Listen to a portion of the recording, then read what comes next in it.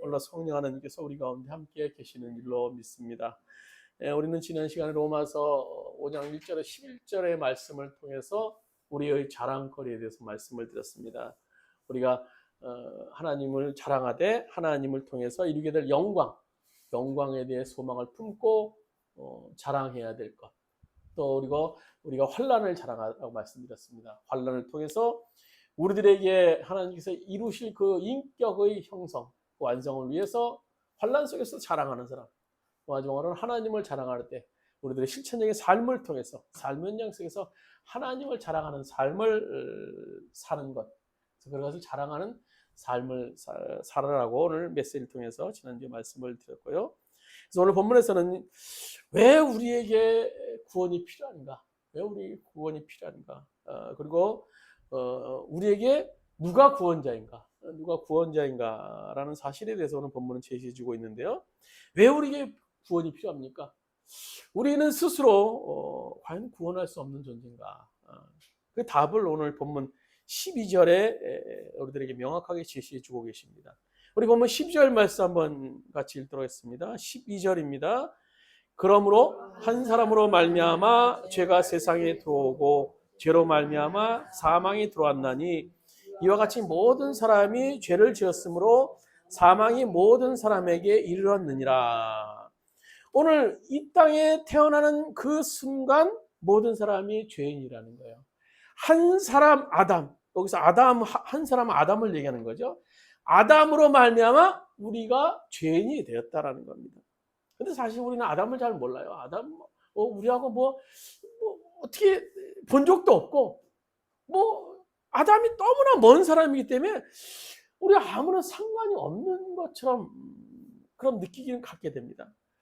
근데 아담이 죄 때문에 내가 죄인인가? 내가 죄인이 될 수 있는가? 그런 의문을, 그런 생각을 가질 수 있어요. 이에 대한 이해를 돕기 위해서 어느 목사님이 마이클 잭슨 얘기를 하시더라고요. 그 마이클 잭슨이 이제 세계적으로 유명한 미국의 팝 가수인데요. 그가 지금은 고인이 되었습니다만, 그가 삶을 살면서 자신에 대해서 놓치는 것 세 가지를 정리하시더라고요. 하나는 그러니까 자신을 포함해서 인간은 누구나 죽는다는 사실을 몰랐다라는 겁니다. 그는 너무나 가난하게 살았죠. 아주 그 할렘가에서 빈민가에서 아주 막말로 말해 찢어지게 가난하게 살다가 어마어마한 막대한 돈을 이제 벌게 되었어요. 누구나 이 돈이 많아지면 생명에 대해서 애착이 강해지기 마련입니다. 그래서 좀 이 많은 물질을 내가 얼마나 더 누릴 수 있을까 하면 생명을 연장하기 위해서 애착을 갖게 돼요. 이 마이클 잭슨 역시 이 세균 공포증이 생겨서 생명을 연장하기 위해서 부단히 애를 쓰면서 만나는 사람에게 악수도 안 할 정도로, 혹 악수를 하면 금방 알코올로 막 소독을 해야 될 정도로 삶을 살았다고요. 그러나 그가 정말 오래 살았습니까? 2009년 50세의 나이에 그가 약물 과다로 죽고 말았어요. 아주 젊은 나이죠. 50세면요. 그는 이렇게 인간은 누구나 죽는다는 사실을 몰랐고요. 또 하나는 그는 하나님이 주신 것에 자족하지 못할 때 삶이 고통이 온다라는 사실을 몰랐어요. 그는 자신의 얼굴에 대해서 만족하지 못했죠. 수십 번 얼굴에 성형수술을 하고 나중에 여러분 마이클 잭슨 얼굴 볼 때 어떻습니까? 막 흉측해져. 얼굴이 어떻게 됐는지 자신이 그 사람 원래 어렸을 때 그 동안 그 순수했을 때 그 가끔 이제 팝 나올 때 그 어렸을 때 그 모습이 나오는데 참 순수하고 아름다웠는데요. 근데 나이가 50 넘어가고 그러다가 얼굴을 하도 고쳐서 성형수술 공포증, 후유증에 시달렸다고요. 마지막으로 그는요, 하나님이 정하신 것을 인간이 바꿀 수 없다라는 사실을 몰랐어요. 그래서 그는 특히 자기의 피부색, 검은 피부색에 대해서 컴플렉스가 있었던 것 같아요. 그래서 이 하얗게 만들기 위해서 얼굴을 씻고 갈고 닦고 세상의 모든 방법을 다 동원해서 피부색이 하얗게 만들려고 했어요. 인간의 그런 생물학적인 힘을 다 동원했지만 타고난 흑인의 피부의 색, 타고난 우리의 피부의 색은 결코 바꿀 수 없었어요. 그 말년에 보면 피부가 막 이상한 색으로 이상한 모습으로 변하는 것을 우리가 볼 수 있을 거예요. 검은색도 아니고 흰색도 아니고 이상한 색으로. 그렇습니다. 우리는 왜 모두 죄인입니까? 또 성경은 우리가 죄인이라고 왜 단정하고 있는 겁니까? 이유는 단 한 가지예요. 우리 몸에 바꿀 수 없는 흐르는 피, 죄인이라는 피.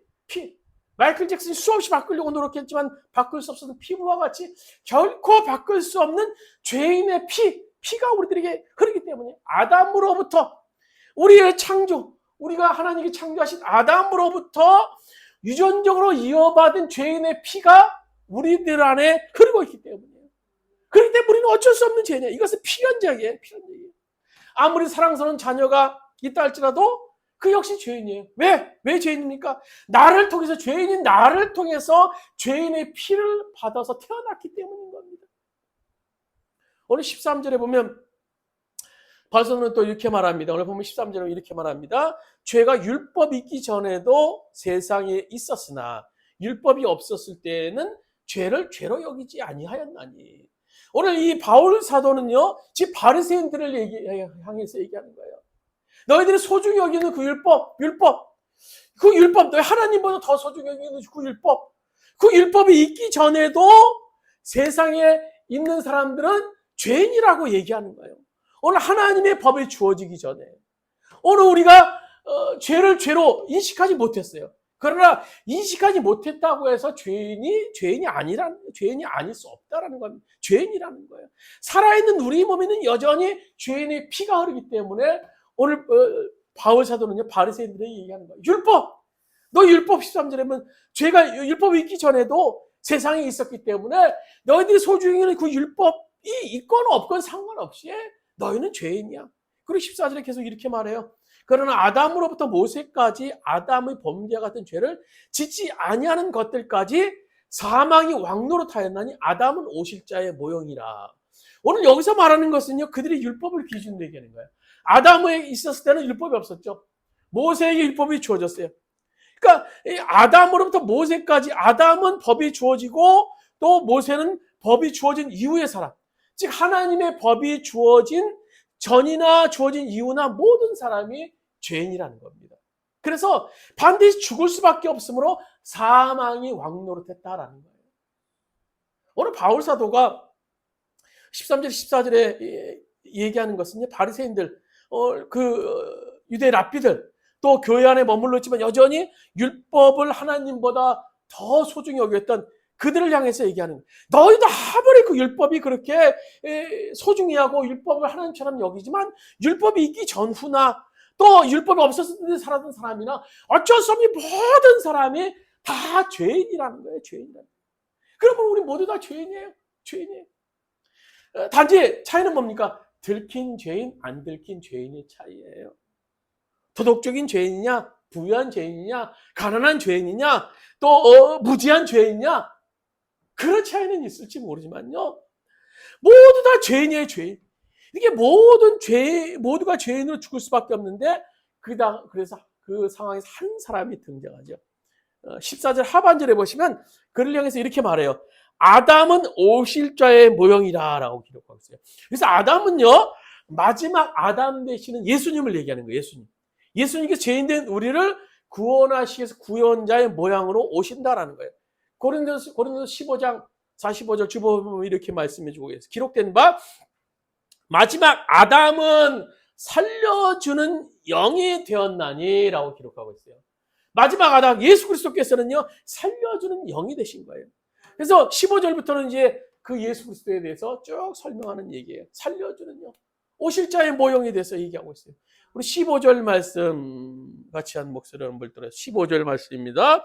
그러나 이 은사는 그 범죄와 같지 아니하느니 곧 한 사람의 범죄를 인하여 많은 사람이 죽었은즉 더욱 하나님의 은혜와 또한 한 사람의 예수 그리스도의 은혜로 말미암는 선물은 많은 사람에게 넘쳤느니라. 선물은 많은 사람에게 넘쳤다라고 기록하고 있어요. 첫째 아담은 실패했죠. 그가 선악과를 따먹음을 통해서 아담과 하와가 선악과를 통해서 첫째 아담은 실패했어요. 그러나 마지막 아담 되시는 예수님 한 사람으로 말미암아 많은 사람이 새 생명을 얻게 되고 거듭나게 되었다라는 거예요. 이것이 어떻게 가능해요? 죄인의 피가 우리 몸에 흐르는데 어떻게 가능해요? 예수 그리스도 안에서 아담의 혈통이 아니라 예수 그리스도 안에서 우리들의 혈통이 바뀌게 되었기 때문인 겁니다. 요한복음 요한일서 1장 12절 13절 우리 주보에 있는 말씀 같이 한 목소리로 한번 읽도록 하겠습니다. 요한일서 12절 13절입니다. 영접하는 자, 곧 그 이름을 믿는 자들에게는 하나님의 자녀가 되는 권세를 주셨으니 혈통으로나 육정으로나 사람의 뜻으로 나지 아니하고 오직 하나님께로부터 난 자들이니라. 우리가 예수를 믿으면요, 우리 안에 신분이 바뀌게 되는 거예요. 신분이 바뀌게 되는 거예요. 마귀의 자녀에서 하나님의 자녀가 되고 아담의 혈통에서 하나님의 혈통으로 우리에게 바뀌게 된다는 거예요. 참 우리가 육신적으로 생각하면 이것이 가능할까? 불가능할 것처럼 보여요. 그러나 영적으로 주님께서 우리들 안에 오심을 통해서 우리들의 피를 바꾸신다는 거예요. 오늘 16절에 보시면 이에 대해서 구체적으로 말씀해 주고 계시죠. 또 이 선물은 범죄한 한 사람으로 말미암는 것과 같지 아니하니 심판은 한 사람으로 말미암아 정죄에 이르렀으나 은사는 많은 범죄로 말미암아 의롭다 하심을 이름이나. 우리가 주님을 부르심을 받은 까닭, 그 까닭이 뭔가라는 거예요. 그것이 주님께서 우리에게 내신 선물, 은사, 은혜 이런 것들인데요. 선물이라는 것은 우리가 뭐 잘해서 받는 것이 선물이 아니에요. 선물의 개념은 여기서 설명하고자 하는 것은요, 그냥 받는 거예요. 그냥 받는 거. 뭐 내가 굉장히 막 의롭게 살아서, 내가 뭐 착하게 살아서, 내가 정말 선물을 받을 만할 정도로 윤리적으로 살아서 받은 것이 아니라는 거예요. 선물은요, 그냥 주시는 거예요. 그래서 주님께서 우리를 부르셔서 의롭다 하심을 일컬음을 받은 것은 예수님의 은혜로, 선물로, 은사로 우리를 허락해 주셔서 심판받을 우리를 무죄로 선언하게 하셨다라는 겁니다. 그래서 오늘 성경 16절에 말씀하시는 거예요. 의롭다 하심, 우리가 은사는 많은 범죄로 말미암아 의롭다 하심을 이름이라라고 기록하고 있어요. 은사를 통해서 우리가 받았다라는 거예요. 15절에 보면 선물은 많은 사람에게 넘쳤느니라라고 기록하고 있어요. 오늘 주시는데 넘치게 우리에게 은혜를 허락해 주세요. 그래서 우리가 잘나서 똑똑해서 내가 받을 만해서 받는 것이 아니라 선물로 주셨다는 거예요. 선물로 주셨다는 거예요. 오늘 17절 18절 말씀, 우리 본문 말씀 같이 한 목소리로 한번 읽도록했습니다. 17절 18절입니다. 한 사람의 범죄로 말미암아 사망이 그 한 사람을 통하여 왕노릇하였은즉 더 은혜와 의의 선물을 넘치게 받은 자들은 한 분 예수 그리스도를 통하여 생명 안에서 왕노릇하리로다. 그런즉 한 범죄로 많은 사람이 정죄된 것 같이 한 의로운 행위로 말미암아 많은 사람이 의롭다 하심을 받아 생명에 이르렀느니라. 예수님을 구주로 믿고 의지하면 그분의 생명을 이어받아서 새 생명을 소유할 수 있게 된다는 거예요. 아담의 혈통으로 죽을 수밖에 없던 존재가 예수님 안에 새로운 존재가 된다는 겁니다. 그러니까 18절까지가 구원의 필요성에 대해서 기록한 바울 사도가 기록해 놓은 거예요. 한 문장으로 정리하면 그것이죠. 아담의 혈통으로 태어나서 죽을 수밖에 없는 우리들 영원히 죽을 수밖에 없는 우리들. 그러나 예수께서 우리의 혈통을 바꿔주셔서 하나님의 혈통으로 바꿔주셔서 새 생명을 주심으로 구원의 반열에 서게 해서 살 수 있는 존재로 만들어 주셨다라는 겁니다. 그럼 이 구원의 유일성, 다시 말해서 누가 우리의 생명을 살리는 유일한 구세주 그리스도가 될 수 있는가? 오늘 19절 말씀 이렇게 기록하고 19절 말씀 같이 한 목소리 한번 들어있습니다. 19절입니다. 한 사람이 순종하지 아니함으로 많은 사람이 죄인 된 것 같이 한 사람이 순종하심으로 많은 사람이 의인이 되리라. 오늘 우리의 구원의 유일성, 우리를 살릴 수 있는 그분은 한 사람인데 순종하셨다는 거예요. 한 사람이 순종하지 아니함으로 많은 사람이 죄인이 됐지만 한 사람, 그분이 순종하심을 통해서, 이 순종은 뭡니까? 십자가의 죽으심을 통해서 어떻게 됐습니까? 피를 흘리신 거예요. 피를 통해서 우리들의 피를 바꾸는 역사, 사함을 받는 역사를 이룰 수 있게 되는 겁니다. 그래서 히브리서 9장 22절에 이렇게 말하죠. 피 흘림이 없은즉 사함이 없느니라 라고 기록하고 있어요. 예수 그리스도의 피, 예수 그리스도의 순종하심, 예수 그리스도의 십자가에서 그 순종하심을 통해서 우리가 죄에서 사함을 받게 됐다는 거예요. 그것은 구원의 유일성이 있는 거예요. 예수 그리스도의 십자가의 피, 그것은 구원의 유일성이 있는 거예요. 예수 그리스도 십자가에서 모든 피를 흘리셨어요. 그 피가 어떤 피입니까? 그냥 일반적인 사람의 피가 아니에요. 하나님 앞에서 우리 죄를 대속해 주시는 피, 또 죽을 수밖에 없는 우리에게 새 생명을 공급해 주시는 피, 그 피, 대속의 피, 생명을 주시는 피, 그 피가 예수님께서 흘리신 피입니다. 아담으로부터 이어받은 그런 오염된 피를, 죽을 수밖에 없는 우리들에게, 죄인들에게 오늘 당신의 생명의 피를 부으심을 통해서 영적으로 의인의 혈통으로 거듭나게 해 주셨다라는 겁니다. 인간을 위해서 오염되지 않은 피를 흘리시고, 그리고 우리에게 피를 부으셨다는 데에서 예수 그리스도의 구원의 유일성을 나타나게 된다는 겁니다. 여러분, 세상의 유인이라고 할 수 있는 석가모니, 공자, 굉장히 위대한 사람일 수 있어요. 그들이 우리를 진리 근처까지는 인도할 수 있을 것입니다. 그러나 우리를 그리스도가 될 수 없는 것, 우리의 구원자가 될 수 없는 것은요, 그들은 우리의 피를 흘리지 않았다라는 거예요. 뿐만 아니라 흘렸다고 해도 그들의 피는 오염된 피이기 때문인 겁니다. 통일교에서 문선명이 이제 자신의 피를 이어받아야 죄가 깨끗해진다 라고 해서 구원받을 수 있다라고 해서 통일교에서는 소위 피가름 의식이 있어요. 피가름 의식. 그 의식을 통해 수많은 젊은 여자들을 그가 농락했죠. 그래서 그는 수없이 많은 그 여자들 자기 아내로 삼고 이런 행위를 했는데요. 우리는 오직 예수 그리스도의 십자가에 흘리신 피만이 죄로 오염되지 않은 영원한 생명을 소유한 피이기 때문에 그분의 보혈로만 우리가 거듭날 수 있게 되었다는 사실을 우리가 믿어야 된다는 겁니다. 거기에 바로 구원의 유일성이 있어요. 구원의 유일성. 20절 말씀 보시면 계속 이렇게 말합니다. 우리가 20절 말씀에 대해서 참 우리가 그냥 읽으면 참 논란이 되고 참 모르는 말씀이 될 수 있는데요. 20절 말씀 같이 한 목소리로 읽도록 하겠습니다. 율법이 들어온 것은 범죄를 더하게 하려 함이라.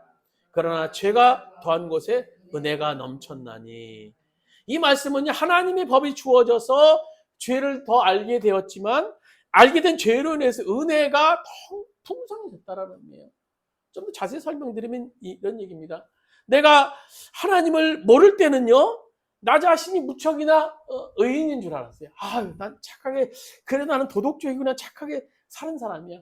근데 하나님의 부르심을 받고 내가 인격적으로 하나님을 만나고 나서, 즉 하나님 말씀 앞에 서서 보니까는요, 이제 나는 하나님의 법에 너무너무나 많이 적촉되지 않는 것이 오히려 없을 정도로 죄악투성이라는 것을 깨달아요. 그래서 하나님 어떤 법에 비춰보더라도 나는 죄인이구나. 그런 사실을 깨달음을 통해서 나는 죽을 수밖에 없구나. 죽을 수밖에 없는 존재구나 라는 사실에 도달해요. 그런 결론에 도달하게 해요. 그런데 하나님의 법 앞에서 내가 죽을 수밖에 없는 존재라는 것을 깨달을수록 우리는 어떻게 됩니까? 우리는 살기 위해서 하나님의 은혜를 더 갈망한다라는 거예요. 하나님의 은혜. 나에게 소망 되시며 나의 빛 되시며 새 생명 되시는 그 하나님의 은혜. 내가 살 수 있는 방법은 그것밖에 없다는 사실을 우리는 발견하게 된다는 거예요.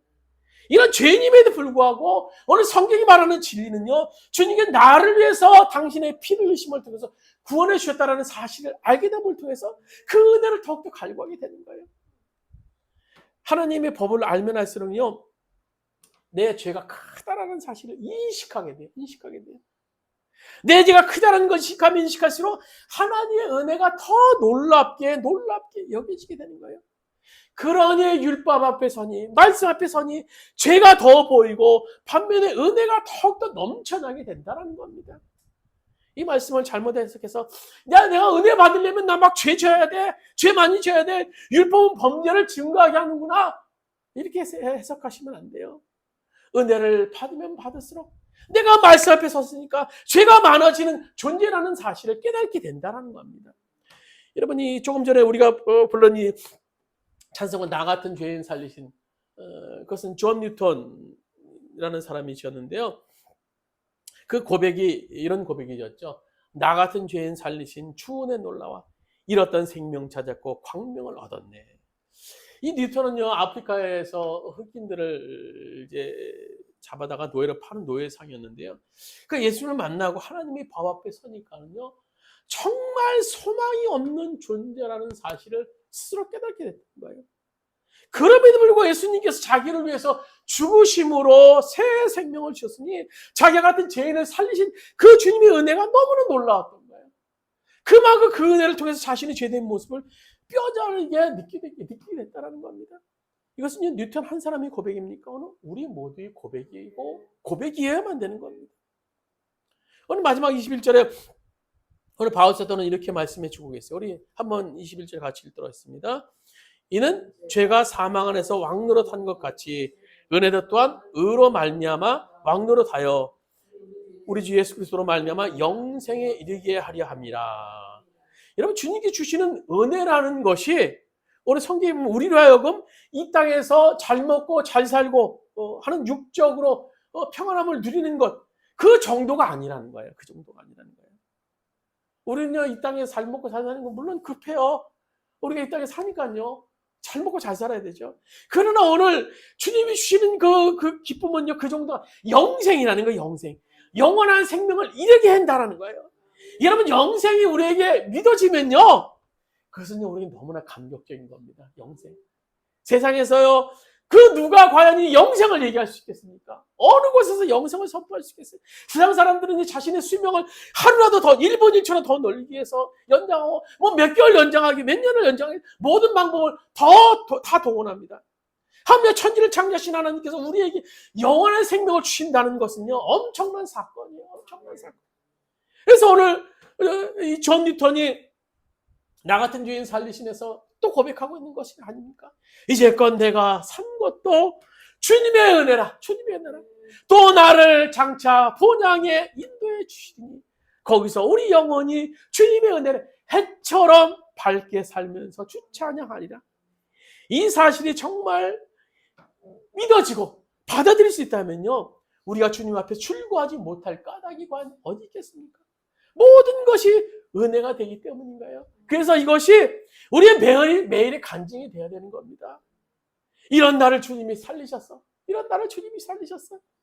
오늘 많은 사람들이 반복되는 일상 속에서 권태로움을 느끼면서 하루하루 살아가요. 그런 삶 속에서 이구동성으로 하는 말이 간증거리가 없어. 뭐 간증거리가 없어. 정말 간증거리가 없을까요? 정말 간증거리가 없을까요? 간증 중에 간증은요, 나 같은 죄인 살리신 은혜입니다. 나 같은 죄인이 예수를 믿고 하나님의 자녀가 되었다는 거예요. 그것보다 더 놀랍고 더 정말 서플라이즈한 그런 간증이 또 어디 있겠습니까? 거기다 이 세상뿐만 아니라 영생을 주셨어요. 영생을 주셨어요.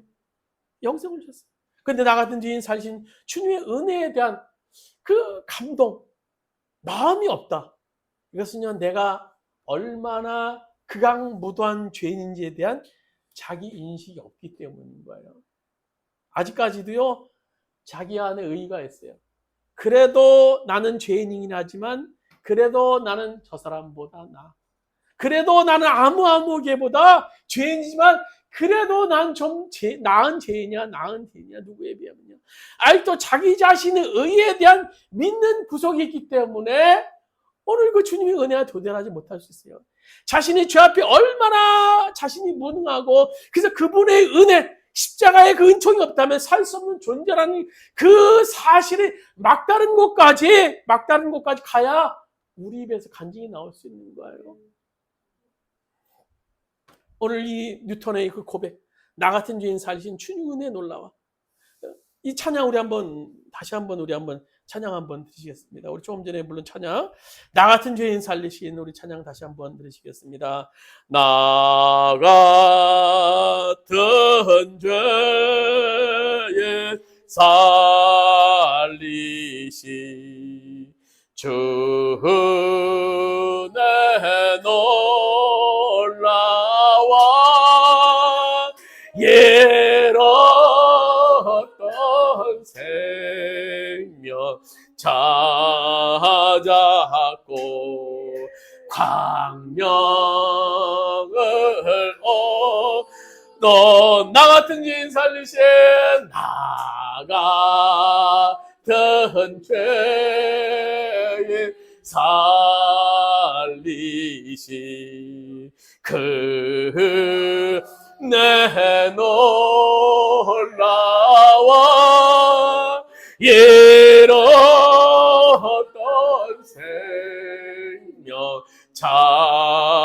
찾았고 광명을 큰 죄악에서 건지신 큰 죄악에서 건지신 주내 고마워 나 처음 믿은 그 시간 귀하고 귀하다 이제껏 내가 산 것도 이제껏 내가 산 것도 주님의 은혜로 또 나를 장차 본향에 인도해준 거기서 우리 영혼이 거기서 우리 영혼 주님의 은혜로 해처럼 밝게 살면서 저 찬양하리라. 우리 주 한 번 외치고 주님의 은혜 나 같은 죄인 살리신 주님의 은혜 감사합니다. 감사 기도를 드리는 시간을 갖도록 하겠습니다. 주여 아버지 하나님 오늘 우리 같은 죄인 중에 계세요. 아버지여 나 같은 죄인을 주님께 살리셨습니다. 아버지여 주님 나 같은 죄인 살리셨습니다. 나 같은 죄인도 살리셨습니다. 나 같은 죄인도 살리셨습니다. 아버지여 늘 감사합니다. 아버지 주님의 은혜를 말씀드리시고 아버지 우리 모시겠습니다. 여호와의 아버지여 여호와의 아버지여 여호와의 아버지여 나 같은 죄인 살리셨습니다. 우리들의 삶이 될 수 있도록 아버지의 뜻이 아버지여 주님 도와주시옵소서. 여호와여 주님 도와주시옵소서. 주님 은혜를 얻게 하옵소서. 여호와여 주님 은혜를 먹을 수 있는 아버지 인도하여 주소서. 아버지 나는 죄인 중에 죄인이요 여호와여 나는 무지한 죄인입니다. 아버지 주님입니다. 물론 나를 위해 주님 십자가 흘리시고 나를 살려주셨습니다. 그 은혜 우리가 감사합니다. 그 은혜 감사합니다. 여호와여 은혜 감사합니다. 여호와여 주님 도와주시옵소서. 여호와여 아버지 여호와여 아버지 은혜 아버지 은혜를 구합니다. 아버지 선물입니다. 선물 여호와여 아버지 우리 모두가 쓰시는 아버지 주님 아버지 여호와여 주님 아버지 여호와여 아버지 여호와여 우리가 아버지 주님 여호와여 주님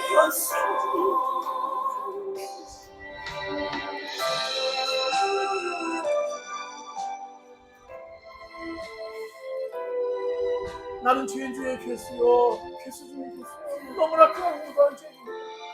내 안에 얼마나 많은 죄가 가득한지 모릅니다. 미움, 시기, 질투 아버지 어물 때 너무나 많은 것들이 우리들 안에 죄 안에 있습니다.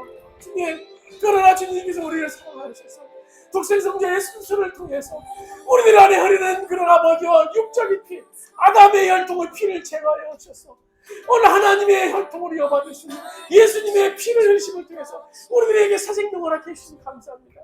우리가 늘 주님의 은혜를 기억하면서 나가는 죄인 살릴 주님의 은혜를 기억하면서 감사하는 삶을 사는 우리들 될 수 있도록 인도하여 주옵소서. 한 사람으로 말미암아 죄가 들어왔으나 한 사람으로 말미암아 사생명을 하는 것처럼 오늘 우리는 한 사람이 되어서 우리 삶의 연장선에서 우리 자신이 생활할 수 있도록 도와주시고 우리 삶의 연장이 낮아지는 삶의 모습을 통해서 우리 현장에 살아나는 놀라운 역사들이 오늘 우리 가정에 살아나는 놀라운 역사들이 오늘 사업장과 직장에 살아나는 놀라운 역사들이 오늘 주님의 교회가 난 사람을 통해 살아나는 놀라운 역사들이 생겨날 수 있도록 주여 인도하시고 역사하여 주시옵소서. 이제는 우리 주 예수 그리스도의 은혜와 하나님 아버지의 무한하신 사랑하심과 보혜사 성령님이 하나님과 교통하시는 종이 올라갔던 뒤에 살신 주님의 은혜를 기억하면서 네 삶 속에 부딪히는 여러 가지의 좌절과 공포와 아픔 속에서 홀로 기쁨 가운데 삶을 살기 원하는 우리 성도들 머리 위에 그의 가정의 사업장과 친자와 모든 쪽에 이제부터 머리까지 함께 하시기를 간절히 축원하옵나이다.